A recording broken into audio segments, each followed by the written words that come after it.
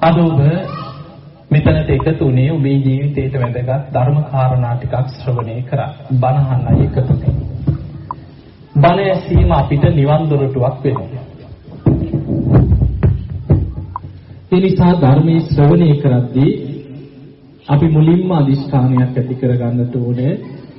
මේ ධර්ම ශ්‍රවණය අපි හැමදෙනාටම නිවන් දොරටුවක් බවට පත් වේවා කියන අදිෂ්ඨානය. පින්තුනි අංගුත්තර නිකායේ සඳහන් වෙනවා විමුක්තායතන කියලා සූත්‍රයක්. අපි බොහෝ වෙලාවට හිතාගෙන ඉන්නේ මේ භාවනාව විතරමයි නිවන් දොරටුව කියලා. භාවනාවත් නිවන් දොරටුවක් තමයි. විමුක්තායතන කියන සූත්‍රය බුදුරජාණන් වහන්සේ අපිට නිවන් දොරටු කීපයක්ම පෙන්වනවා. එකක් තමයි මේ බණ ඇසීම. දැන් උ බණ අහන්න සූදානම් වෙන පිරිස. බණ අහද්දී බුදුරජාණන් වහන්සේ පෙන්නනවා බාහිර කිසිම දෙයකට හිත යොමු කරන්නේ නැතුව ඕහිත සෝතෝ ධම්මං සුනාති දේශනාවෙම හිත පිහිටවාගෙන අපි බණ අහනවා නම් ඒ බණ අහද්දී පංච නීවරණ යටපත් වෙනවා. හිතක් එකඟ වෙනවා දේශනාව තුළ. දේශනාව තුළ හිත එකඟ වුණාට පස්සේ බණ අහද්දී ඔබ තුළ වැඩෙන්නේ බොජ්ජංග ධර්ම 7ක් වැඩෙනවා. ඒ කියන්නේ ඔබ හොඳ අවධානයෙන් බණ අහනකොට වැඩෙනවා සති සම්පොච්චංග. ඔබේ සිහිය පිහිටලා තියෙන දේශනාව තුළ නම් ඒ තුළ වැඩෙන්නේ සති සම්පොච්චංග. ඊළඟට ඔබ බණ අහනකොට ධර්ම කරුණු එකින් එක නුවණින් විමසනවා. අපි කියන්නේ යෝනිසෝ මනසිකාරය දෙනවා කියලා. ඒ තුල වැඩෙන්නේ ධම්මවිචේ සම්බොජ්ජංග බණ අහද්දී. ඊළඟට ඔබට ධර්මාවබෝධයේ පිණිස වීරියක් හිතේ ඇති වෙනවා. අකුසල් ප්‍රහාණය කළ කුසල් දියුණු කරගන්න අවශ්‍ය වීරිය. ඒ තුල වැඩෙනවා විරිය සම්බොජ්ජංග. බණ අහනකොට හිතේ නිරාමිස සතුටක් උපදිනවා. ඒ තමයි ප්‍රීති සම්බොජ්ජංග. ඊළඟට ඔබ බණ අහනකොට ඔබේ කය සැහැල්ලු වෙලා ලොකු සැපයක් හිතට දැනෙනවා. පස්සද්ධි සම්බොජ්ජංග. ඊළඟට සමාධි උපේක්ඛාව ওই විදිහට ඔබ හොඳ අවධානයෙන් බණ අහනකොට බොජ්ජංග ධර්ම 7ක් වැඩෙනවා.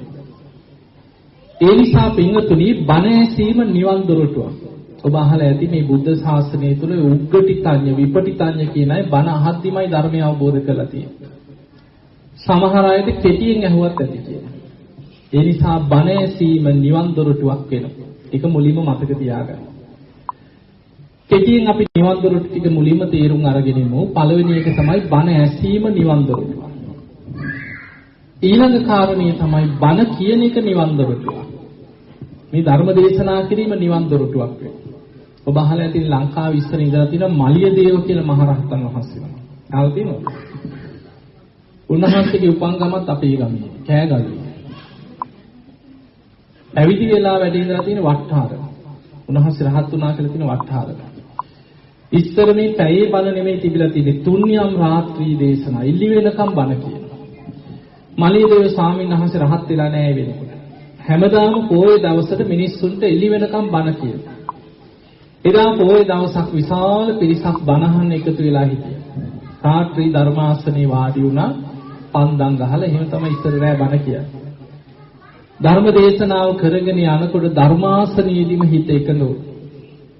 පිරිසට බණ කියාගෙන යද්දී ධර්මාසනයේදීම හිත කෙලිසුන්ගෙන් මිදුණා. බණ කියද්දීම රහත් වුණා.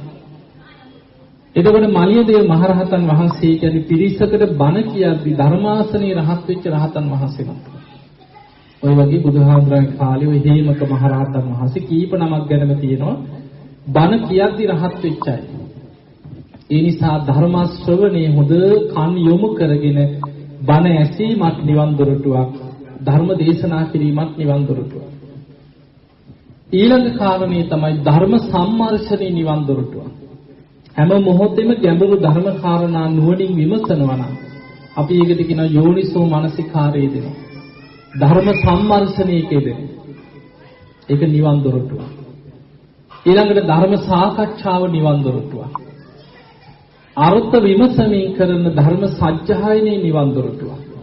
භාවනාව නිවන් දොරටුවක්. ඔය වගේ නිවන් දොරටු 6ක් බුදුරජාණන් වහන්සේ පෙන්නනවා. ඒ නිසා පින්වතුනි මේ චූට්ටක් දොර වහමු. පොඩි දරුවෙක් කියලා තමයි. එතකොට නිවන් දොරටු 6ක් බුදුරජාන් වහන්සේ අපිට පෙන්නනවා. ඔය 6ම අපි පුරුදු කරගත්තොත් අපේ හිතක් එකම අරමුණක් තුල ධර්මාවබෝධයේ පිණිස වැඩෙනවා. ඒ නිසා ওই ටික මුලින් මතක තියාගන්න. ඔබට ජීවිතේ තේරුම් ගන්න අනුරාධපුර යුගයේ මම කතාවක් කියන්නම්. ඔබ අහලා ඇති මිහිඳු මහරහතන් වහන්සේ වැඩ සිටියේ කාලේ අනුරාධපුර යුගයේ සිදුවීම් තියෙන අනුරාධපුර අට කතා කියලා තියෙනවා. අටුවා කතා. අනුරාධපුරයක පවුලක හිටියගෙන 5 දෙනෙක්. අම්මයි තාත්තයි වැඩිමහල් කෙනා අයියා. ඊළඟට නංගි මල්ලි 5 දෙනෙක් විතර තියෙනවා. අනුරාධපුරයේ ආශ්‍රිත ගමක. එතකොට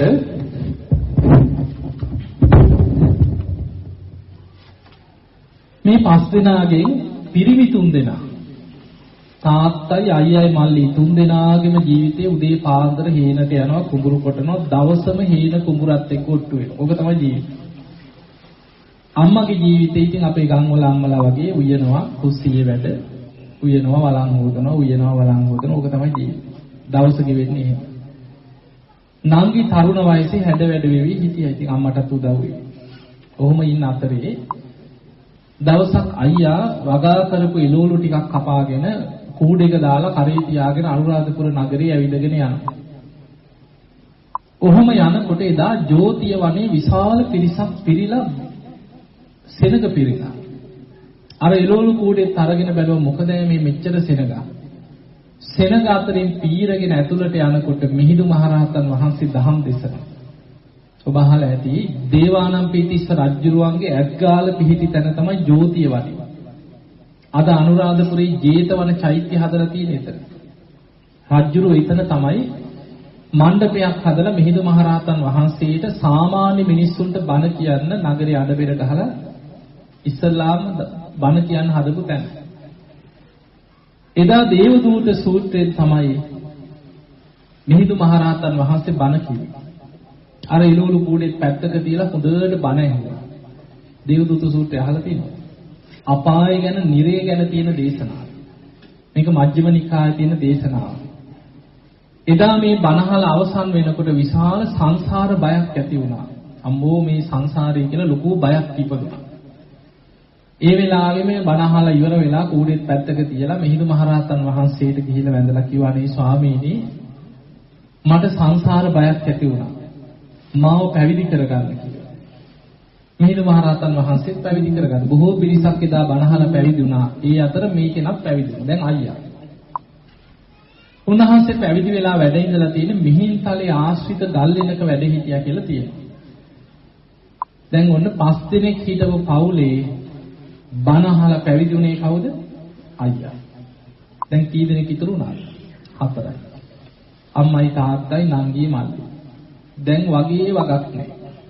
බැන කුඹුරු කොටනවා. මේ කව ඇරි එළවලු ටික විකුණ ගන්න. ආන් ගිහිලා සිවුරක් දාගෙන කියලා දැන් බැන කුඹුරු කොටනවා. තාත්තයි මල්ලි. දැන් ඔහොම ඉන්නකොට හදිස්සියේ දැන් අවුරුදු ගාණක් ගෙවිලා ගියා. අර ස්වාමීන් වහන්සේ බණ භාවනා කළා. උන්වහන්සේ මිහින්තලේ ගල් එන්නක උන්වහන්සේ රහත් වුණා. අවුරුදු 5ක් වගේ ඇතුළත රහත් වෙනවා. ඔය අතරේ තාත්තා මැරෙනවා. ඔන්න බලන්න මේ අටුවා දේශනාවේ තියෙන හැටි. තාත්තා මැරිලා අර හේනෙම ඌරෙක් වෙලා ඉපදුනා කියලා. දැන් ඌරා එනවා හේනක. පැය රකින්න දෙන්න. අර වගා කරපු ඔක්කොම පෙරලලා විනාශ කර යනවා. ඔහොම කාලයක් යනකොට අම්මත් මැරෙනවා. අම්මගේ ජීවිතේ කුස්සිය වත්ත කුස්සිය උයන එකයි. ඕක තමයි ඇලුම් කරේ. කුස්සිය දිහා බැලුවත්, ගේ දිහා බැලුවත් නිතර ගෙදරට ඇදෙනවා ගැරලි දෙනක්. අම්මා මැරිලා ගැරලි දෙනක් වෙලා ගෙදරටම ඇදී එනවා. දැන් ඉතිරි උනේ නංගි මල්ලි. මේ දේශනාවේ තියෙන දවසක් නංගි රෑ කපු යමාරුවක් හැදිලා එන්නෙම වේදනාව වැඩි වුණා රෑ කන ගියා. ගෙවිලියක් වෙලා ඉපදුනා කියලා තියෙන. ගේ කිරිලියක් කියලා හිතන්න. ඔන්න බලන්න සමහර අපි නොදන්න සමහර දේවල් මේ කර්මයක් එක්ක පැටලි යන සංසාර ගමනේ භයානකම මේ දේශනාවේ තියෙනවා. දවසක් අර ගේ කිරිලි පියාඹගෙන ඇවිල්ලා වහලේ වැහුවා. වහලේ උඩේ තියලා හිටපු ගැරඩි දෙන අල්ලගෙන ගිල්ලා. දැන් ගැරඩි දෙන එදාරේ වත්තේ ඇදිලා යනකොට ඌරට අහුණා. ඌර මොකද කරේ? මරාගෙන එහෙම්ම ගිලගත්තා. වලවල් කපලා තිබ්බා. ඌරා රෑ කර්මානුරූපීව වැටුණ වලකට. උදේ හේනට යනකොට ඌරා ඉන්නවා වලක වැටලා නැගිට ගන්න බැරුව. ගොඩ එන්න බැරුව. උදුම සතුටක් ඇති වුණා. කාලයක් උත්සාහ කරා මේක අල්ල ගන්න. එහෙම බෙල්ලට තොණ්ඩුවක් දාලා ගහකට තියලා හිර කරලා ගෙඩිච්ච උදැල්ලෙප ගහලා ඌරාව මැරුවා. දැන් මරපු ඌරා කකුල් දෙකෙන් ඇදගෙන එනවා ගෙදරට. එදා උදේ පාන්දර අර මහරහතන් වහන්සේ භාවනා කරනකොට දිවසින් දැක්කා මේ සිදුවීම දැක්කා. උන්වහන්සේ පාත්‍රය අරගෙන වෙනදා ගමට පිණ්ඩපාත යනවා ගල්ලෙන ළඟ. එදා උපන් ගමට ආවා. දැන් මරපු ඌරා ඈතින් ඇදගෙන ඇවිල්ලා ගේ ඉස්සරහා මිදුලේ දාලා අමාරුවට මහන්සියටත් එක්ක පිළේ වාඩි වෙලා හති හලහල ඉන්නවා මල්ලි. ඈති ස්වාමීන් වහන්සේ නමක් ගේ දිහාට වඩිනවා. බැලුවා කවුද මේ? ස්වාමීන් වහන්සේ නම. අයියා නේන. කාලෙකට පස්සේ ගෙවල් මතක් වෙලා තියෙන්නේ. අද නම් දවසත් හොඳයි කියලා හිතන ඌරු මස් ටිකක් එක දාන ටිකකුත් දී ගන්න බැරිය කියලා හිතුවා. අර මහරහතන් වහන්සේ වැඩම කරා දැන් මරපු ඌරා ඉන්නවා මිදුලේ දාලා. ඇහුව මල්ලි මේ ඌරා ඔයා මැරුවද ඇහුවා. බොහොම අමාරුවෙන් අයියෝ ඔක මරාගත්තේ කාලයක් අල්ල ගන්න හැදුවා කිව්වා. යන්තම් මේ වලක වැටලා හිටියයි කිව්වා. දැන් මරලානේ මොනව කරන්නද? පිහියක් ගියද කිව්වා. ඔය ඌරගේ බඩ පලන්න කිව්වා. ඌරගේ බඩ පලනකොට බඩ ඇතුලේ ඉන්නව කවුද ඉන්නේ? අර ගිලපු ගැරඩි දෙක. ඔය ගැරඩි දෙන අරන් බඩ පලන්න කිව්වා. ගැරඩි දෙනගේ බඩ ඇතුලේ ඉන්නවා ගේකෙදි. ඇහුව මල්ලි දන්නවද ඔය කවුද කියලා? නෑ දන්නේ නැහැ කිව්වා. ඔය ඌරා තමයි කිව්වා අපේ නැති වෙච්ච තාත්තා. ඔය ගැරඩි දෙන තමයි කිව්වා අපේ අම්මා. ඔය ගේ කිරිලි වෙලා ඉපදිලා ඉන්නේ අපේ නංගි කිව්වා. එහෙම කියනකොට මනේ අයියේ මාව බේරගන්න කියලා එහෙම සිහිසුන් ඇදගෙන වැටුණා කියලා. ඒ දේශනාවේ තියෙනවා එහෙම එදාම මහා විහාරෙට එක්කන් ගෙනහිලා මල්ලියෝ පැවිදි කරා කියලා තියෙන. එතනින් එහා විස්තරයක් නැහැ. එතකොට ඔය අනුරාධපුරයේ අටුවා කතාවක තියෙන සිදුවීම. 5 දෙනෙක් හිටපු පවුලේ සිදුවීම. දැන් හිතන්න අපි දන්නේ නැති වුණාට අපේ පවුල් වල මැරිලා බලච්චයි. මේ හවංකෝ හිතුනේ. අපි දන්නේ නැති වුණාට ඕක තමයි ඇත්ත. ඔබ අහලා ඇති ධම්මපදයේ තියෙන අර මණිකාර කුළුපගතිස්ස කතාව. අර කොස්වාලීනි අර මණිකක් ගිල්ලේ දන්නවනේ ඔබ අහලා ඇති. ඒ එකම සිදුවීම මුල් කරගෙන බුදුරජාණන් වහන්සේ දේශනා කරන ගබ්බමේ ඒ උපජ්ජන්ති නිරයම් පාපකම්මිනෝ සග්ගං සුගතිනෝ යන්ති පරිනිබ්බන්ති අනාසව. කෙනෙක් ඇදිලා ගියා මව් කුසකට.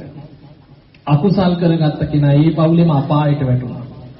පින් කරගත්ත කෙනා දිව්‍ය ලෝකෙට ගියා. රහතන් වහන්සේ පිරිනිවන් පෑවා.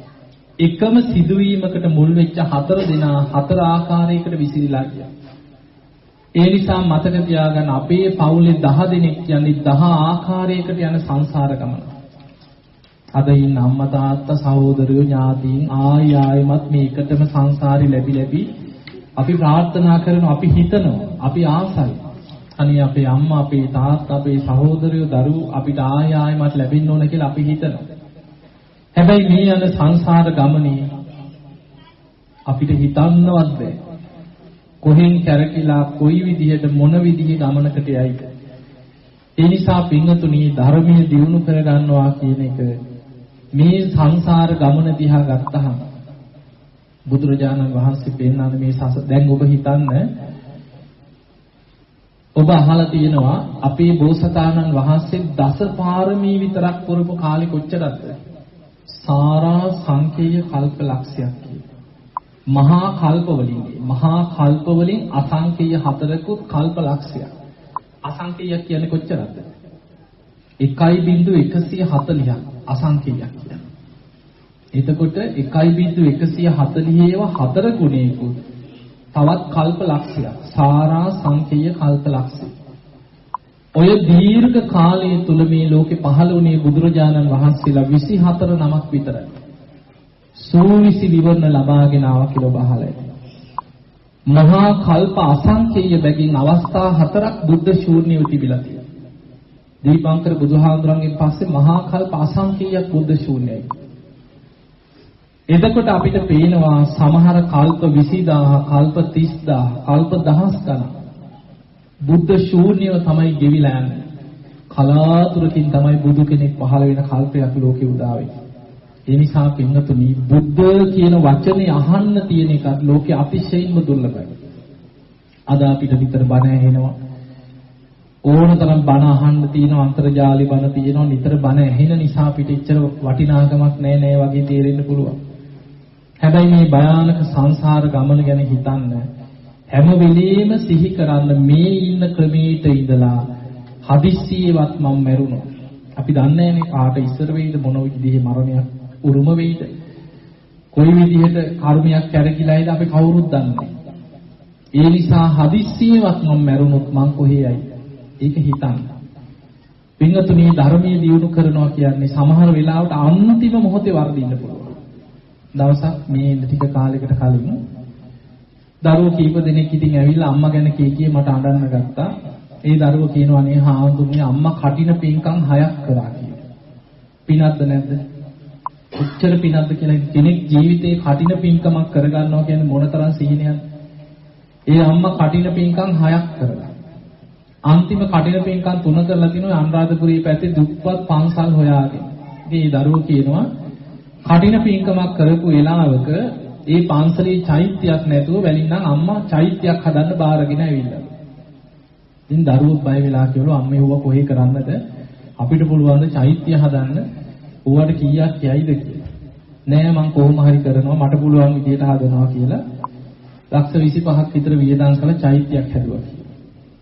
ඒ දරුවෝ කියනවා අන්තිමට ඉඩමකුත් විකුණලා ඒ ළමයි වචනයක්වත් කිව්වේ නෑ කියලා හොඳ ලස්සනට පින්කමක් කළා චෛත්‍යයක් පූජා කරා කියලා. එතකොට තමන්ගේ ජීවිතේ තනියෙන් චෛත්‍යයක් හදනවා කියන්නේ කොච්චර පිනක්ද කියලා හිතන්න. චෛත්‍යයකට හදලා ලස්සනට ඒක ශාසනයට පූජා කරා කියලා. 4 සැරයක් දඹදිව වැන්දා කියලා. කෙනෙක්ගේ ජීවිතේ එකපාරක් හරි දඹදිව වඳින්න ලැබෙන්නේ කොච්චර පිනක්ද? 4 සැරයක් දඹදිව වැන්දා. ඒ දරුවෝ කියන අපි දන්න කාලේ ඉඳන් අම්මා පොයේ සිල් ගන්නවා කියලා. ගෙදර නිතර ඉතින් බණ දාගෙන ඔහොම තමයි කිව්ව අම්මා හිටියේ. අම්මට පින් පොතක් තිබ්බා කියලා. කොහේ හරි ගිහිලා ආදාරයක් කරා පැයට ඇවිල්ලා ওই පොලේ අලවනවා කිය පොතේ. දරුවන්ටත් කියන බේම් මගේ පින් පොත බේම් මම මැරෙනකොට කියව බලලා කියලා පොත පෙන්න හිටියා. දැන් හිතන්න ඔහොම ජීවත් වෙන අම්මා කෙනෙක් අපිටත් ආසයින්නේ. අපිත් හිතනවා මේ අම්මා නම් ඒකාන්තයෙන් සුගතියයි අන්න අම්මලා. එතකොට කෙනෙකුට ආසාවක් ඇති වෙනවා මෙහෙම ජීවත් වෙන්න තියෙනවා හැම පොයෙදම සීල් ගන්න. ඊදර දවසම බණ දාගෙන පින් පොතක් තියාගෙන කරපු පින්කම් ලියලිය චෛත්‍යයක් හදලා කඩින පින්කම් කරලා දඹදිව ගිහිල්ලා ජීවිතේ කරගන්න තියෙන විශාල පින් ගොඩක් කරගත් අම්මා කෙනෙක්. ජීවිතේ වරදිනවා කියන්නේ මේ පුතඥාන භාවයේ භයානකකම කෙනෙකුට වරදින්න ලොකු දෙයක් ඕනේ නැහැ. පුංචි දෙයක් ඇති සමහරලාවට. ඒ දරුවෝ කියනවා අම්මා හරි බයයි කියලා ඉස්පිරිතාලයක්. එහෙමයි නැද්ද? කටු ගහනවට, බීත් විදිනවට හරි බයයි කියනවා. බට දානවට. අර පින් පොත පෙන්න දරුවන්ට කියනවා උඹලා මාව නම් ඉස්පිරිතාලෙ ගෙනියන්න එපා. මේ පින් පොත. උඹලා මම මැරෙනකොට පින් පොත කියව පළ ළමයිනේ කියනවා. අර දුටුගැමුණු රජුරුවන් ගැන කීනයක් තිබ්බා. ඒ වගේ ළමයි වට වෙලා පින් පොත කියවයි, චෛත්‍ය මතක් කරලා දෙයි. අනේ මම බණ අහගෙන සාදු කියාගෙන පණ යනවා කියලා හිතාගෙන හිටියා. ළමයි ඌවා කියනකොට මග ඇල්ලනවා හරි අම්මේ අපි මැරිලා අම්මා මැරිලා කවුද දඩුවා ඕනේ නැහැ කියලා මග හරි. ඉතින් දවසක් ටීවී බල ඉන්නකොට දුවේ මගේ පපුව රිදෙනවා කියවලු. එහෙම පුටුව පෙරලගෙන ඇදගෙන වැටුණා කියව සාලේ. දැන් අම්මා පපුව අල්ලගෙන සාලේ ඇදගෙන වැටෙනකොට ළමයින්ට පීපොත් මතක් වෙයිද? හඬාගෙන උස්සගත්තා අනේ අම්මේ කියලා උස්සගත්තා. ළඟ ගෙදරක වාහනයක් ගෙනහලා ඉක්මනට උස්සලා වාහනේට දාගන්නකොට ඒ දරුවෝ කියනවා යටිගිරියෙන් කෑ ගැහුවා කියලා. මට ගෙදර මැරෙන්න දීපා කියලා යටිගිරියෙන් කෑ ගැහුවා. මං තොපිට කීවනේ මාව ගෙනියන්න ඉපෝ කියලා කෑ ගැහුවා. ඒ ළමයි කියනවා හාමුදුරනේ කොහොමද අම්මානේ මැරෙනකන් තියන්නේ? ගෙනිච්චා යනකම් කෑ ගැහුවා කියලා. ওই වාහනේ හරවපාම මට යන්න බෑ මාව ගෙනියපිය කී කෑ ගහනවා. මොනව කරන්නද හාමුදුරනේ ගෙනිච්චා කියලා. දැන් ඔබ දන්නවා ඉස්පිරිතාලයකට ලෙඩෙක් තියෙනකොට කිනිච්චට පස්සේ ඉතින් ඉක්මනට ගෙනහිල්ලා මූණට හිර කරලා ගැහුවා කිව්ව ඔක්සිජන් එක. නහයින්ද කොහෙද බටයක් දැම්මා. සීලයින් දීලා දැන් වට කරගෙන කටු ගහනකොට ඒ දරුවෝ කියන හාමුදුරනේ අපි අම්මා ඉච්චර කේන්ති ගිහිලා බනිනවා කවදාවත් දැකලා නැහැ කියලා. අර දාපු ඔක්සිජන් බටේ සීලයින් බටේ කඩලා වීසි කරා. අතපය ඇඳේ පොලේ ගගහ කුණු හarpෙනුත් එක බයින්න ගත්තා ගෙනියපිය මාව කියලා. ඉතින් ඒ දරුවෝ කියනවා හාමුදුරනේ ඉතින් අපි අඬ දොස්තරට වැන්දා කිව්වා අනේ අම්මා බේරලා දෙන්න කියලා. දොස්තර කිව්වලු අම්මට heart attack එකක් ඇවිල්ලා තියෙන කරන්න දෙයක් නැහැ ඔක්සිජන් එක දෙන්න ඕනේ කියලා. දැන් මොකද කරේ ළමයි ඇඳට තියලා තද කරලා හිර කරලා අල්ලගත්තා. මිසීලා දෙන්නේ කකුල් පොලේ ගහන නිසා කකුල් දෙකේ වුණා. ආයි මුහුණට හිර කරලා ඔක්සිජන් එක ගැහුවා කියලා. දඟලලා විනාඩි 5ක් විතර දඟලලා එහෙම පණ ගියා. දැන් සුගතියද? ඈ? නිකන් අවංකවම හිතන සුගතියද දැන්? ඒ දරුවෝ කියනවා හාමුදුරනේ අපිට බැන ආද අත්මිටි කාගෙන පණ ගියේ කියලා. දැන් බලන්න කොච්චර පින් ගොඩක් කරත් මරණ මංචකේ වැරදුනාද නැද්ද? අන්තිම මොහොතේ වැරදුනා. ඒ නිසා මතක තියාගන්න පුතඥ භාවය කියන්නේ අන්තිම මොහොතේ හරි වරදින්න පුළුවන්. සමහර වෙලාවට දොස්තර ගැන කේන්තියක් එන්න පුළුවන්. එක්ක ළඟ ඉන්න මිසී ගැන වෛරයක් උපදින්න පුළුවන්.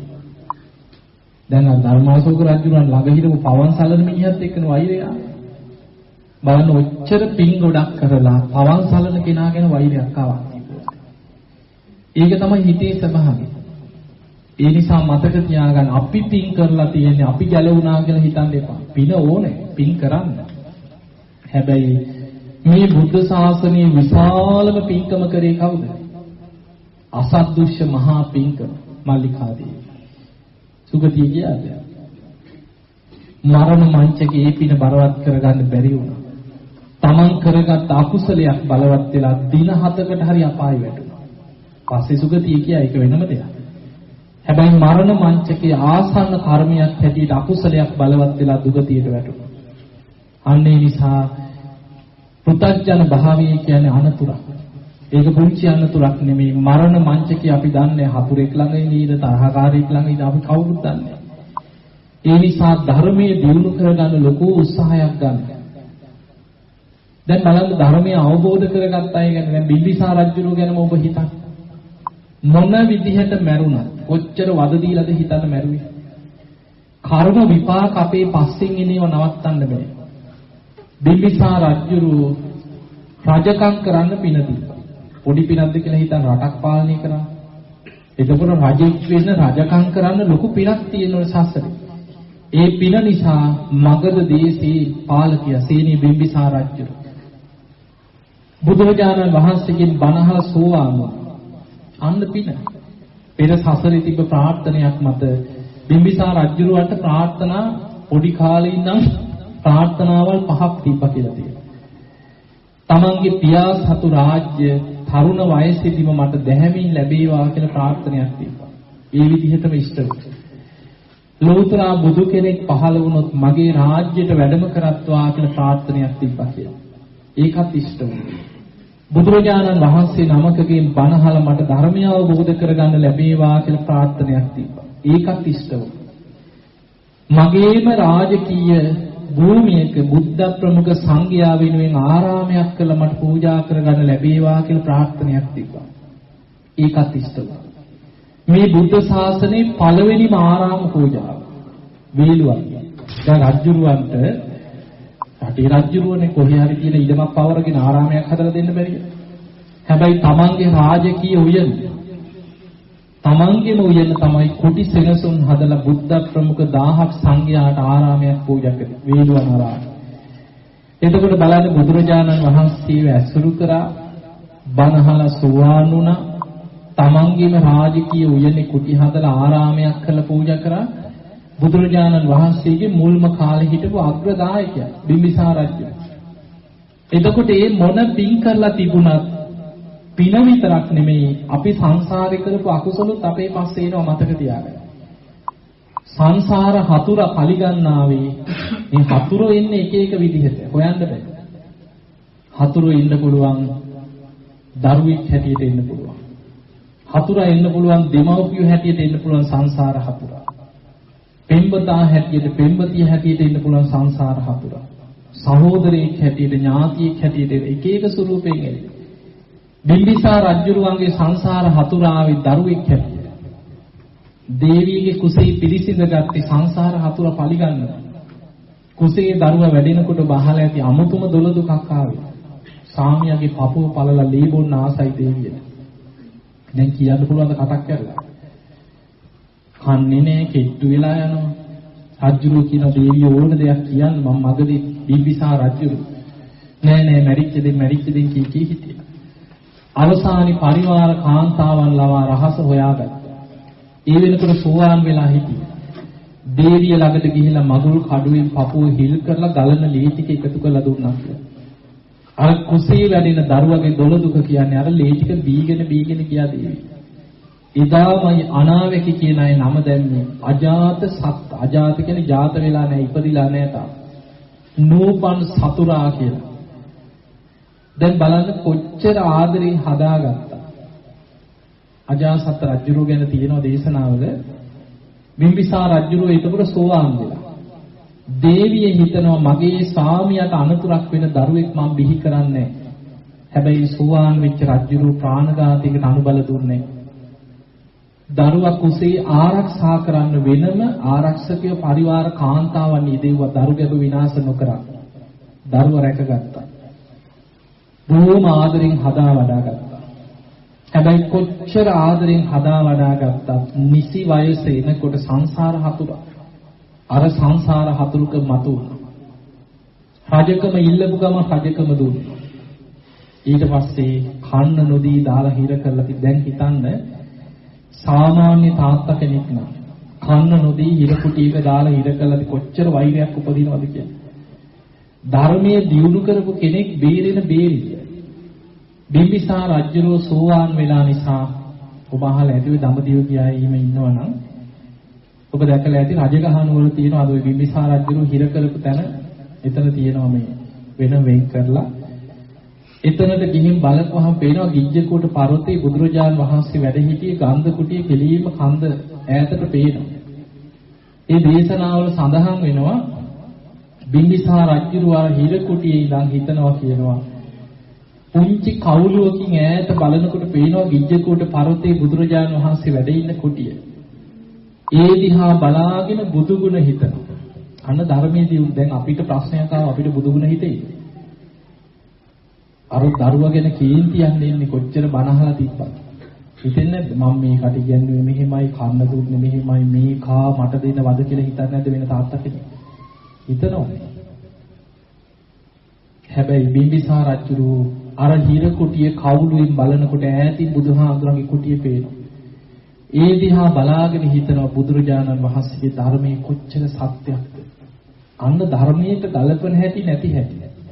දැන් අපිට දැන් හිතන්න සාමාන්‍ය මිනිස්සෙක් හොඳට පින්කම් කරලා පන්සලට උදව් කරලා දන් දීලා ඒ මිනිස්සයාට ප්‍රශ්න ගොඩක් ආවොත් ධර්මයේ දන්නේ නැති කෙනා දීපු දානෙට බණින්නේ අනිත් පැත්ත.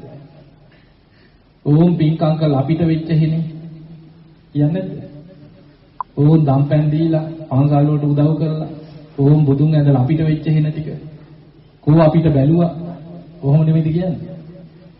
බිම්බිසාර රජුරෝ හිතුවේ නෑ වේල්වණේ පූජා කළා මොකද්ද මට වෙච්ච හිනේ කියලා හිතුවද නෑ. ඉපදීම දුකයි කියපු ධර්මයේ කොච්චර සත්‍යයක්ද අන්න ධර්මයට කල්පන හැටි. බුදුරජාන් වහන්සේ දේශනා කරේ ඉපදීම දුකයි. ඒ ධර්මයේ කොච්චරනම් සත්‍යයක්ද.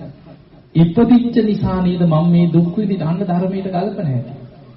අපිට දානයක් දීලා ආර්ය සත්‍ය වෙනස් කරන්න බෑ. බෝධි පූජාවක් තිබ්බා කියලා ජරා මරණ ශෝක පරිදේව දුක්ඛ දෝමනස නැති කරන්න පුළුවන්. ඒක ආදි සත්‍යය. බිම්බිසාර රජුරෝ හිතනවා මේ ඉපදීම දුකයි කියපු ධර්මයේ කොච්චර සත්‍යයක්ද. ඉපදිච්ච නිසා නේද මම මේ දුක් විඳින්නේ. මේ ධර්මේ නම් ඒකාන්තේ සාක්ඛාතයි සම්දිත්තිකයි අකාලිකයි කියලා ධර්මයේ ගුණ හිතනවා. බුදුරජාණන් වහන්සේ ඒකාන්තෙන් අරහං සම්මා සම්බුද්දයි කියලා බුදු ගුණ හිතනවා. සංඝ ගුණ හිතනවා. මරණ සතිය වඩනවා. අනිත්‍ය සිහි කරනවා. දැන් කන්න දෙන්නෙත් නෑ. බුදු ගුණ හිත ඉන්න. බුදු ගුණ හිතන්න හිත එකඟ වෙනවා. දැන් බලන්න වෙන තාත්තා කෙනෙකුට හිත එකඟ වෙයිද ඔහොම? හිතේ එකඟ අන්න ධර්මයේ දියුණු කරපු කෙනාගේ ස්වභාවය. අන්තිමට බැලුවා දවස් ගාණක් කන්න දෙන්නෙත් නැහැ, මැරෙන්නෙත් නැහැ. ඊට පස්සේ තමයි දේවදත්ත හාමුදුරන්ගේ උපදේශක් ඉල්ලපු වෙලාවේ වද දීලම මරන්න කිව්වා. අන්තිමට බහලා ඇති යටිපතුල් පළලා ලුණු දාලා ගිනි පොකුරුනේ ඉඳන් ඇවිද්දේව. දැන් මේ සෝවාන් වෙච්ච රාජ්‍යය. එතකොට බලන්න සෝවාන් වෙන්න පින තිබ්බා. බුදුහාමුදුරුවෝ ඇසුරු කරා, ආරාම පූජා කරා. නමුත් තමන් කරපු කර්මෙත් අන්තිමට ගෙවන්න ඕනේ නැද්ද? අන්ත දුක් විඳලා මැරුණා. හැබැයි මරණින් මත්තේ ධර්මයේ දියුණු කරපු කෙනා ධර්මයෙන් රැකෙනවා කියන්නේ ජනවසව කියලා දෙවි කෙනෙක් වෙලා පහළ වුණා. දීඝනිකායේ තියෙන ජනවසව සූත්‍රය කියලා වෙනම දේශනාවක්. දවසක් බුදුරජාන් වහන්සේ ගිජ්ජකූට පර්වතයේ වැඩ ඉන්නකොට මුළු පළාතම ආලෝකමත් කරගත්ත දෙවි කෙනෙක් බුදුහාමුදුරුවෝ ඉදිරියේ පෙනී ඉඳලා කියනවා ස්වාමීනි මමයි ජනවසව කියලා. ඉතින් බුදුරජාන් වහන්සේ අහනවා ජනවසව ඔබ දැන් දෙව්ලොව ඉපදිලා ඔබ මේ දවස්වල මොකක්ද ඔබේ උත්සාහය? ස්වාමීනි මම දැන් සකදාගාමි වෙන්න මහන්සි වෙනවා. දිව්‍ය ලෝකේ දෙවියන් පොයේ දවස් වලට සුධර්මා දිව්‍ය සභාවට එකතු වෙනවා. ඒ දෙවියන් අතරින් මනුස්ස ලෝකෙදී සද්ධා, සීල, සුත, ත්‍යාග, ප්‍රඥා දියුණු කරලා දෙව්ලොව ඉපදින දෙවිවරු අනෙක් සියලු දෙවියන්ට වඩා ආයුෂයෙන්, වර්ණයෙන්, සැපයෙන්, බලයෙන්, ප්‍රඥාවෙන් බැබලෙනවා. කොහොම කියලා දිව්‍ය ලෝකේ කතා විස්තරයක් කියලා වන්දනා කරලා අතුරුදහන්. අර මොකුත් නෑ මට වද දුන්නා, මට මෙහෙමයි, මට මෙහෙම කන්න දුන්නේ නෑ, මගේ කකුල් ඕව මොකුත් නෑ. දිව්‍ය ලෝකේ විස්තරයක් කියලා මම දැන් සකදාගාමී වෙන මහන්සි වෙනවා කියලා වන්දනා කරලා අතුරුදහන්. පසුදා බුදුරජාණන් වහන්සේ සංඝයා රැස් කළ ওই කතාව කියනවා. ඊ රාත්‍රියේ මෙහෙම දෙවි කෙනෙක් ඇවිල්ලා වන්දනා කළා මෙන්න මෙහෙම කියලා අතුරුදහන් වුණා. එතනදී ආනන්ද හාමුදුරුවෝ නැකිටලා කියනවා ස්වාමීනි භාග්‍යතුන් වහන්සේ ඔය නම් එකත් එකටම බිම්බිසාර රජුරෝ තමයි කියන්නේ. බුදුරජාණන් වහන්සේ වදාළ ආනන්ද ඔබ ඉලක්කයට හිතුවා. ඊ රාත්‍රී ජනවසබ නමින් පෙනී හිටිය වෙන කවුරුත් නෙමෙයි බිම්බිසාර රජුරෝ තමයි කියන්නේ. එතකොට බලන්න ධර්මයේ දියුණු කරගත්ත කෙනා අර වෛර සිතුවිලි හිතේ තියාගන්නේ. හැබැයි නිකන් අපි හිතමු නිකන් ওই සාමාන්‍ය වෛරෙන් ද්වේෂයෙන් මැරෙන සාමාන්‍ය චරිත ධර්මයක් නැතුව මැරිලා යකෙක් පෙරේතෙක් වෙලා ආවත් කියන්නේ අර පරණේවම නේද මට මුන් කන්න දුන්නේ නැහැ මම මුන්ගෙන් පඩි ගන්නවා මුන් මෙහෙමයි ඕව නැද්ද සමහරුගේ හිතේ අර ද්වේෂෙම තමයි හිතේ අල්ලගන්නේ. හැබැයි ධර්මයේ දියුණු කරගත්ත කෙනා ඒවා පිළිහිටවන් ධර්මයේ විතරයි. ඒ පරණ මොකුත් නැහැ හිතේ. ඒ නිසා මතක තියාගන්න අපිට එකම රැකවරණයයි තියෙන්නේ ධර්මයේ දියුණු කරගන්න එක විතරයි. හැබැයි අපිට පුළුවන්. හිතන්න එපා වැඩි අමාරුයි තමයි. අමාරු දේ කරගන්න පුළුවන්. ඒ අමාරු දේ කරගත් එක්කෙනෙක් දෙන්නෙක් නෙමෙයි විශාල පිරිසක් ඒ අමාරු දේ ජය අරගෙන තියෙනවා. සමහර වෙලාවට නොසිතන පුද්ගලයෝ ධර්මයේ අල්ලනවා. අපිට පේනවා අපි ගොඩාක් ධර්ම දේශනා කරනවා. නොඑක් පිරිස බන්ධනාගාරවල හිරකාරව එල්ලුගහණිය වෙච්ච මිනිස්සු ඉන්නවා අපිට හිතාගන්න බැහැ දිනු කරන හැටි. උත්තර බණ භාවනා කරන, පැය ගණන් භාවනා කරන අය ධර්මය අල්ලන්න පුළුවන් සමහරුන්ට. ඒ නිසා ජීවිතේ අපි ඉන්නේ කොතනද කියන එක නෙමෙයි වැදගත්. අපි ඉන්න තැන ඉඳන් ධර්මයේ දියුණු කරන්න මහන්සි ගන්න. ජීවිතේ වරදින්න පුළුවන් අපිට. ඒ වැරදි හදාගෙන ධර්මයේ පැත්තට යන්න උත්සාහයක් ගන්න. ජීවිතයේ අලුතෙන් තමන් පංචශීලයේ පිළිපිටියට පස්සේ හිතන මං පරණ වැරදි ඔක්කොම අයින් කර මං දැන් අද ඉඳන් පටන් ගන්නවා. එතන ඉඳන් දියුණුවා. බුදුරජාණන් වහන්සේ පෙන්නනවා කෙනෙක් ප්‍රමාද වෙවි අකුසල් කර කර ඉඳලා යම් දවසක සීලයක පිළිහිටලා ධර්මයේ වඩන්න පටන් ගත්තද වලාකුලින් මිදිච්ච පුන්සඳ බැබලෙනවා වගේ එතන ඉඳන් ජීවිතේ ධර්මයේ තුල බැබලීගෙන යනවා. ඒ නිසා යම් තැනක ඉඳන් පටන් ගන්න අද ඉඳන් මම ධර්මයේ පැත්තට යොමු වෙනවා කියලා පටන් ගන්න. ඔබට එතන ඉඳන් ධර්මයේ කරා යා ගන්න පුළුවන්.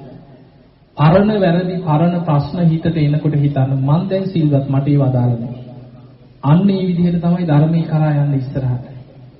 දැන් හිතන්න නිකන් අඟුලිමාල හාමුදුරුවෝ ගැන හිතන්න. පරණ කුණු ගොඩවල් හිතියානම් සමාධියක් වැඩිද? භාවනාව වැඩිද? උන්වහන්සේ පැවිදි වුණාට පස්සේ හිතුවා මං ආර්ය ජාති ඉපදුනා.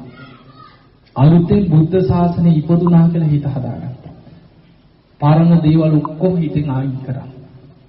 ඊළඟට බලන්න කෙනෙකුට ජීවිතේ අච්චර මිනී මරපු කෙනාට පුළුවන් වුණා පැවිදි වෙලා පුංචි සතෙක්වත් මරන්න නැතුව. ඒ තුල සත්‍යක්‍රියාවක් කරා කල්පයක් බලවත් සත්‍යක්‍රියාවක් කරා. අදටත් බලවත්. අද දරුවෝ ලැබෙන්නේ නම්මල අඟුලිමාල පිරිත කියවන්නේ. අවුරුදු 2500 ගාණක් අදටත් මේ පිරිතේ ආශිර්වාදය අපි ලබනවා.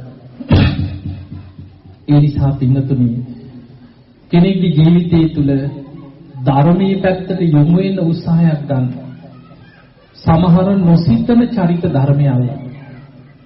ඒ නිසා ධර්මය අල්ලගන්න උත්සාහය ගන්න. ඔබ ඉන්නේ කොහෙද කියන එක නෙමෙයි වැදගත්.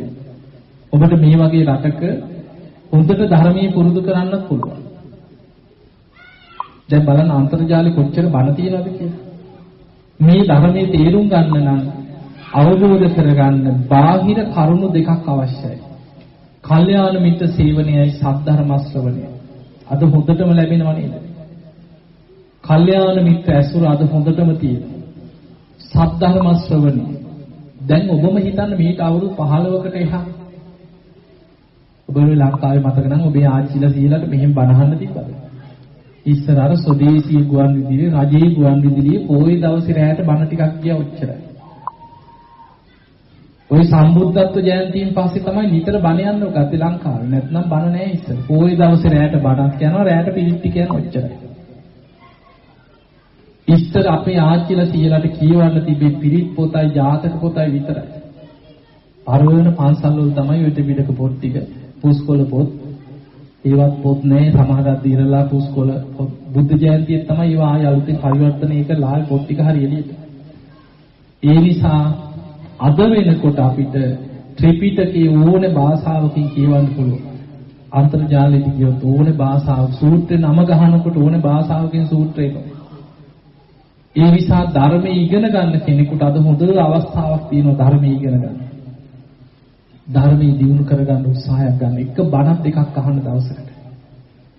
එක බණක් අහන්න පුරුදු වෙන්න. මාසෙකට බණ 30ක් විතර අහලා. හැබැයි බණ අහනකොට මතක තියාගන්න බාහිර වැඩ නවත්තලා එක බණක් අහන්න. අපි බොහෝ වෙලාවට ගෙවල් වල පුරුදු වෙලා තියෙනාට බණ දාලා ගෙදර වැඩ කර කර ඉන්නවන්නේ. අපි නිකන් ඉතින් යනකොට බණ කෑල්ල කෑල්ල ඇහෙනවා. ධර්ම ගෞරවයෙන් වාඩි වෙලා හොඳට කන් යොමු කරගෙන බණ අහන්න ඔබට තේරෙයි ධර්මයේ පිහිටන හැටි. ධර්ම ගෞරවයක් තියෙනවා. ධම්මකාමෝ භවං හෝති ධම්මදෙස්සී පරාභවති. අපි ධර්මයට ගෞරව කරන ධර්මය අපිට හොඳට පිහිටන්න ගන්න. අපි බණ පොතක් කියුවත් පොතට වැඳලා නෙමෙයිද කියෙන්නේ. එතකොටයි ධර්මයේ පිහිටන්නේ. සමහර දරුවෝ ඉන්නවා ධර්මයේ පිහිටලා දවසක් ළමෙක් ආව දෙනියාය පැත්තේ. දෙනියාය ඉන්නවද? දෙනියාය කියලා. ඒ ළමයා ඇඳගෙන ආපු ෂර්ට් එකක් ඉරිලා. බොහොම අසරණ ළමයි. ওই සමුදා සෙනසුරාද මම වෙන් කරලා තියෙන මිනිස්සු හම්බෙන්න වැඩිපුර එන්නේ ඉතින් මේවා ඉල්ලගෙන එනවා මම මිනිස්සුන්ට උදව් කරන නිසා. මේ ළමයා ඇවිල්ලා වැන්දා මං හිතුව මොනවා හරි මගෙන් මොනවා හරි ඉල්ල ගන්න ආවා කියලා. මං ඇහුවා ඇයි දරුවෝ කියලා. හැබැයි බොහෝ මං දිහා බලාගෙන ඉඳලා වැන්දා දෙතුන් වතාවක් වැන්දලා වචනයක් හාමුදුරු බලන්න කිව්වා. මං කිව්වා මොනවා හරි ඕනද කියලා. නෑ හාමුදුරන් බලලා යන්න ආවේ. ඊට පස්සේ මං කිව්වා පුතේ උන් වාඩි වෙන්න කොහෙද වා කියලා. ඊට පස්සේ දෙණි ආයෙ. බලපුවාම තාත්තා දෙමළ ලැයිමක ඉන්නේ. අම්මයි නංගි විතරයි කිව්වා නංගිත් මන්ද බුද්ධිකයි කිව්වා. ඒ දරුවා කියනවා හාමුදුරනේ මං උදේ පාන්දර නැගිටලා පොඩි රේඩි එකක් තියෙනවා කියලා මේක මේසේ උඩ තියලා රේඩි එකට දන ගහලා වඳිනවා කියලා. බිම වාඩි වෙලා උදේට බඩ දෙකක් අහනවා කියලා රේඩි එකට වැඳගෙන. ඊට පස්සේ වැඩට යනවා කියලා. තේ දළු කඩලා ඉවරලා ලොරි වල පටවනවා. හවස 3-4 වෙනකොට ගෙදර දුවගෙන එනවා කියලා ඇවිල්ලා නාලා බුදුන් ඇඳලා හවසට රේඩියකට දන ගහලා වදිනවා කියලා. හවසටත් බණ දෙකක් අහනවා කියලා. ඊට පස්සේ මම දන්නේ වගේ මං ඇහුවා ඒකත් ඉතින් ඔය රේඩියකට වදින්නේ බුදු පිළිමයක් නැද්ද කියලා. ඊට පස්සේ ළමයා බිම් බලාගෙන ඉඳලා කිව්වා හාමුදුරුවෝ ඒක වැරදිද? මගේ කල්යාණ මිත්‍රයා තමයි කිව්ව රේඩියක. එතකොට බලන්න තමන් බණහන බොහොම ගෞරවයෙන් බණහනේ දරුවට ඒ ළමයා කියනවා භාවනා කරන්න ආසයි, බණහන් ආසයි, යන්න විදිහක් නැහැ. අම්මයි ළඟ නිසා යන්න බෑ. ඒ නිසා ළඟ තමයි කිව්වා කුලි වැඩක් කර කර ඉන්නේ. මොකද නංගිත් මන්ද බුද්ධිකයි. ඉතින් ඒ නිසා මම ළඟම තමයි කිව්වා ඉන්නේ. මගේ කල්යාණ මිත්‍රයා තමයි කිව්වා රේදී. ඒ නිසා මම රේදීයකට දන ගහලා වදිනවා කිව්වා. අන්න බලන්න ධර්මීය ලැබෙනකොට ඒ ගෞරවය Tamanට නිකම්ම එන හැටි. කවුරුත් කියලා නෙමෙයි. පුදුම දැනුමක් මම ටික වෙලාවක් මාතත් ආස හිතුණා මම කතා කරා බලපුවාම පොඩි කොළ මේ පොතක් දාගෙන ඇවිල්ලා සාක්කුවේ. හරහටක් ලියලා අනිත් පැත්තට ලියලා ධර්ම කරුණු ලියලා ඒකේ. අහන බණ ලියනවා පොතක. බලන්න ඔහේ හිටියත් ධර්මය අල්ලන කෙනා ධර්මය අල්ලනවා. ඒ නිසා මතක තියාගන්න ඉන්නේ ලැයිමේද හිරේද කියන එක නෙමෙයි වැදගත්. ධර්මය අල්ලනවා. ඒ නිසා පින්තුනි නොසිතන චරිත සමාජ ධර්මය අල්ලලා තියෙනවා. ධර්මය අල්ලගන්න උත්සාහයක් ගන්න. ඒකට බණ අහන්න. දවසකට එක බණක් දෙකක් හරි අහන්න ඔබටම තේරෙයි මාස කීපයක් අවුරුද්දක් බණ අහගෙන යන්න. එක බණ ගානේ හොඳට අහන්න. අවුරුද්දක් යනකොට තේරෙයි ජීවිතේ වෙනස් වෙන. බණ අහන්න. ඊළඟ දේ තමයි අහන ධර්මයේ නුවණින් විමසන්න. ඒකට අපි ධර්මයේ කියන්නේ යෝනිසෝ මනසිකාරය දෙනවා කියලා. තමා තුළින් ගලප බලන්න හැම වෙලාවෙම. එහෙම ගලප බලනකොට ධර්මය අහු වෙනවා. සමහර චරිත අපි ගොඩාක් මිනිස්සු අතර ඉන්න නිසා දවසක් අම්මා කෙනෙක් උස්සගෙන ආවා ඇට සැකිල්ල. පිළිකාවක් හැදිච්ච අම්මා කෙනෙක්. සම්පූර්ණ ඇට සැකිල්ල වගේ උස්සගෙන ඇවිල්ලා පුටුවේ තිබ්බ මගේ ළඟ. පුටුවේ ඉන්න බෑ දැන් පැත්තකින් වැටෙන්න යන ළමයිනොත් පැත්තකින් අල්ලගෙන අම්මා පුටුවේ තියලා ඉස්පිරිතාලේදී මේ කියලා තියෙනවා. අම්මා කිව්වලු අනේ මට පණ ටික යන්න කලින් කොහොම හරි ආඳු ළඟට එක්ක ඵලයක් කියලා. ඊට පස්සේ ඉස්පිරිතාලෙත් කියලා දැන් අම්මට ඉති කැමති දෙයක් දෙන්න කොයි හරි එකයි යනවනේ එක යන්න කියලා. ඒ ආපු විදිහට දවසක් දෙකක් ජීවත් වෙයි කියලා හිතෙන්නේ. ඊට පස්සේ ඉතින් අමාරුවෙන් hina වුණා. මට තේරෙනවා ලොකු වේදනාවකින් ඉන්නේ. hina වෙලා ඒ අම්මා කිව්වා හාමුදුරනේ මං නම් දැන් මැරුණා සුගතිය කියලා. ඔය වගේ කියන සමහර බොරුවටත් අපි ළඟට ඇවිල්ලා. ඉතින් මම ඉතින් hina වෙලා මං කිව්වා හොඳයි අම්මා කියලා. ඊට පස්සේ අම්මා කිව්වා හාමුදුරනේ මං අවුරුදු 34ක් භාවනා කරපු කෙනෙක් කියලා. ඒ ළමයිනුත් කිව්වා හාමුදුරනේ අපි දන්න කාලේ ඉඳන් අම්මා හරියට භාවනා කරනවා. ගෙදරත් වෙනම කාමරයක් තියාගෙන භාවනාවෙම තමයි කිව්වා. සමහර සති ගණන් මාස ගණන් ආරාම වල නතර වෙලා භාවනා කරා. එක සැරයක් මාස 6ක් දස සීල් වෙලා පැවිදි වෙන්නේ නැතුව ගිහි දස සීල් වෙලා ආරාමික භාවනාම කරා. ඒ අම්මා හොඳට වේදනානුපස්සනාව වඩලා තියෙනවා. ඒ අම්මා මට කියනවා හාමුදුරනේ මගේ මුළු ඇඟම දනවා කියලා පිළිකාවට. මුළු ඇඟම පිච්චෙනවා වගේ දනවා කියලා. ඒ දනකොට මං හිතන්නේ මේ කය අනිත්‍යයි. පහසත් අනිත්‍යයි. විඥානයත් අනිත්‍යයි. ඒ ස්පර්ශයෙන් ඇතිවන විදීම අනිත්‍යයි කියලා වේදනාවෙම විදීම සිහි කරගෙන අනිත්‍ය සිහි කරනවා. ඒ අම්මා මට කියනවා හාමුදුරනේ මං එහෙම හිතාගෙන යනකොට ගින්දරකට වතුර ටිකක් වැක්කිරුවා වගේ මුළු ඇඟම සීතල වෙලා වේදනාව නැතුව යනවා. ඊට පස්සේ මට දැනෙන්නේ නැහැ කිව්ව කය. ඊට පස්සේ මං අනිත්‍යව සිහි කර ඉන්නවා. ඕක තමයි මං කරන්නේ. දියුණුද නැද්ද? දියුණුයි. අච්චර පිළිකාවක් හැදිලා ඇට සැකිල්ල වගේ. මේ මරණාසන්න වෙන්න ඕන්න මෙන්න. එච්චර දුර්වල වුණත් ස්පර්ශයේ අනිත්‍ය සිහි කරන්න පුළුවන්. වේදනාවේ අනිත්‍ය සිහි කරනවා. ස්පර්ශයෙන් ඇතිවන වේදනාව කියලා වේදනාව සිහි කරනකොට කය නොදැනී ගිහිලා හිත එකඟ වෙනවා. කොච්චර දියුණුද බලන්න. අවුරුදු 30 ගානක් භාවනා කරපු පුරුද්ද මරණ මංචකයටත් ගලපගින් නැද්ද? ගලපගින්. ඒ නිසා මතක තියාගන්න ධර්මය අල්ලගත්තොත් ධර්මයේ ගල්ප ගන්න පුළුවන්. අපි නොසිතන චරිත ධර්මයේ අල්ලනවා. ඒ වගේ අපි ගොඩාක් මරණාසන්නයි ළඟ ඉඳලා තියෙනවා. පණ යන වෙලාවල් වල ළඟ ඉඳලා තියෙන ගොඩක් අය. ධර්මයේ අල්ලන අය ඉන්නවා.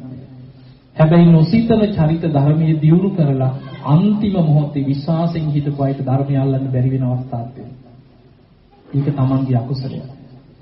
සමහර වෙලාවට වතුර වීදුරුව පරක් වුණා කියලා වෛර පදිනවා.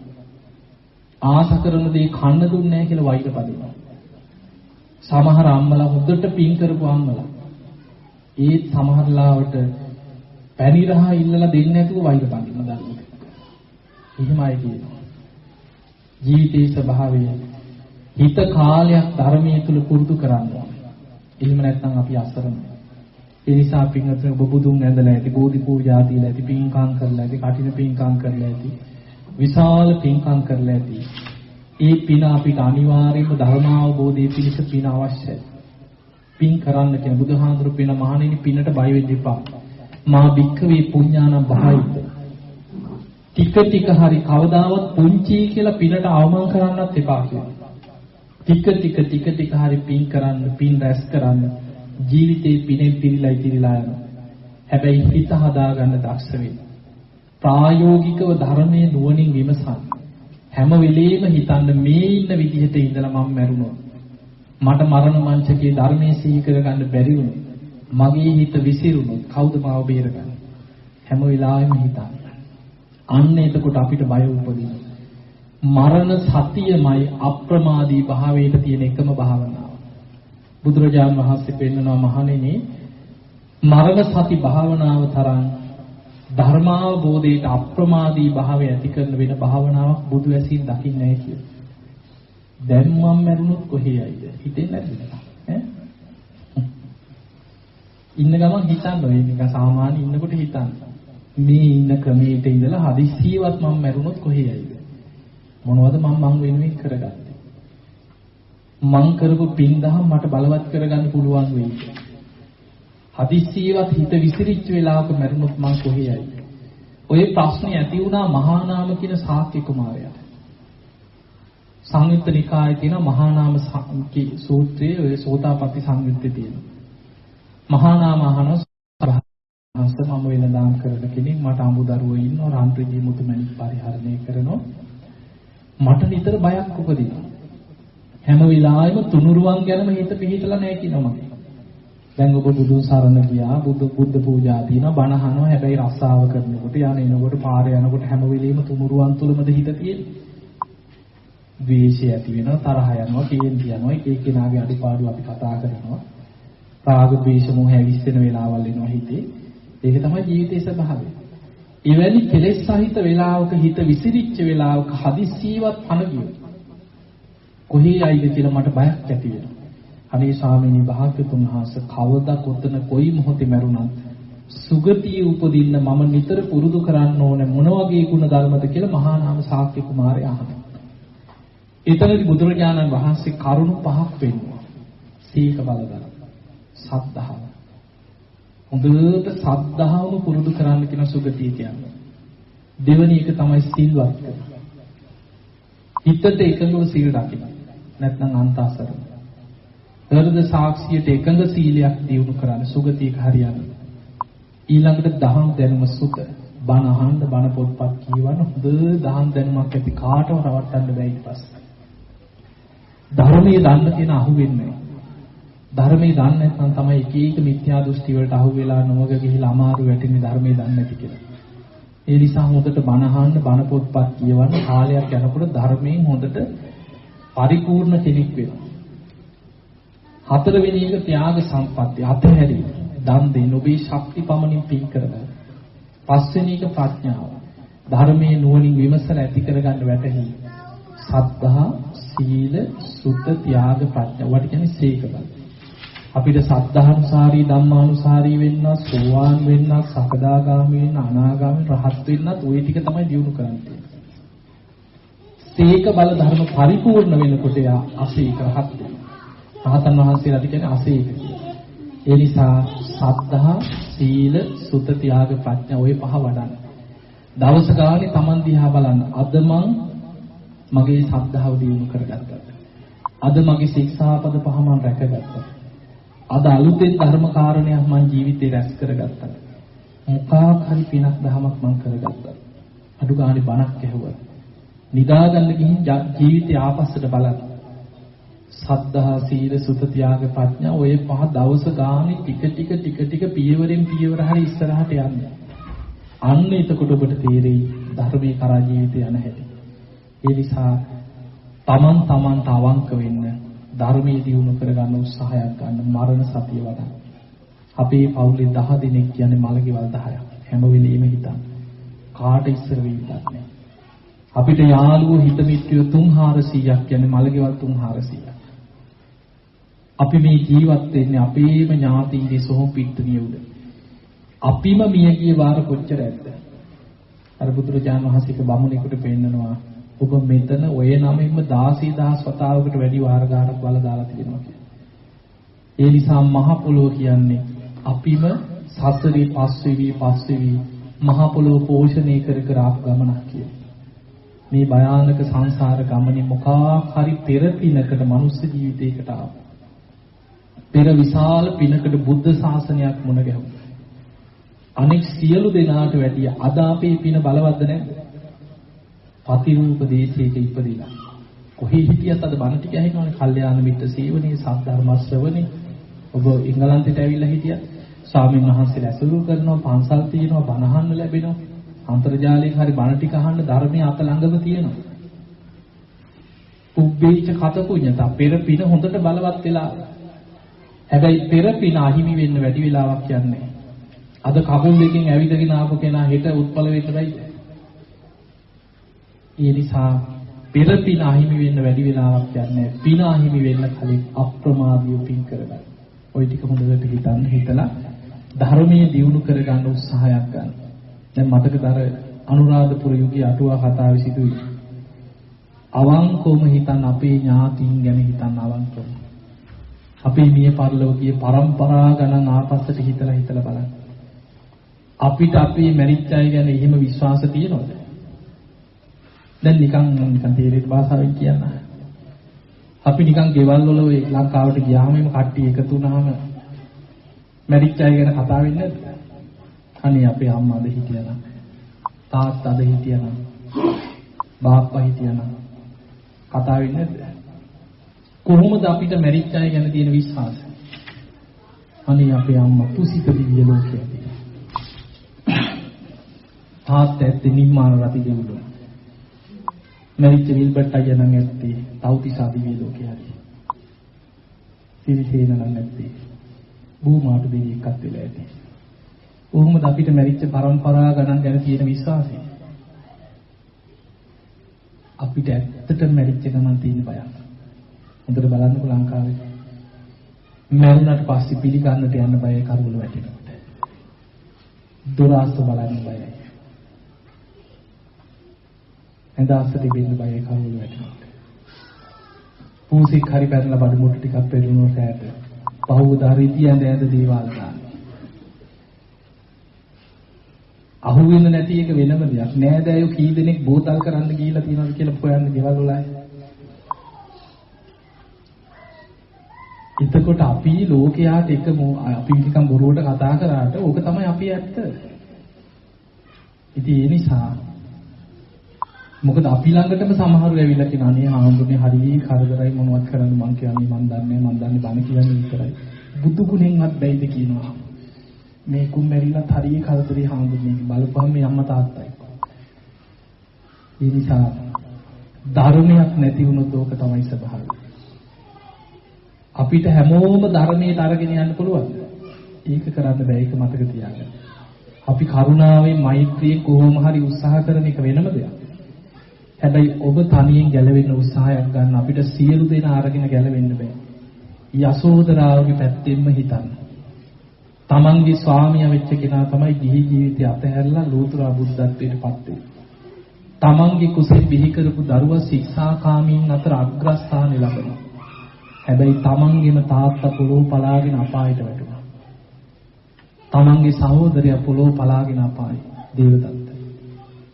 සුප්‍රබුද්ධ රජුගේ තාත්තා පොඩි කාලේ ඉඳන් දුවේ කියලා ආදරේ වඩාගෙන ඉඳි තාත්තා කියලා. එතකොට තමන්ගේ පවුලේ කීප දෙනෙක් නිවන් දකින්නකොට ඒ පවුලෙම කීප දෙනෙක් බුදුහාමුදුරන්ගේ නෑදෑයෝ තපායි. කාටත් එකයි. තමන් රැස් කරගත්ත කර්ම අරගෙන යන සංසාර ගමන. ආයි බුදුහාමුදුරන්ගේ නෑයෝ කියලා බේරන්න බෑ. තමන් රැස් කරගත්ත කර්ම තමන් සංසාරේ අරගෙන යන. ඒ නිසා අප්‍රමාදී වෙන්න ධර්මයේ දියුණු කරගන්න. ඉතින් ඔබ හැම දිනාටම මේ ඉංගලන්තෙ හිටියත් පන්සල් ඇසුරු කරගෙන බණ අහලා ධර්මයේ දියුණු කරගෙන ගුණ ධර්ම පුරාගෙන අප්‍රමාදීව ධර්මීව දියුණු කරගන්න වාසනාව ලැබේවා කියලා ආශිර්වාද කරනවා.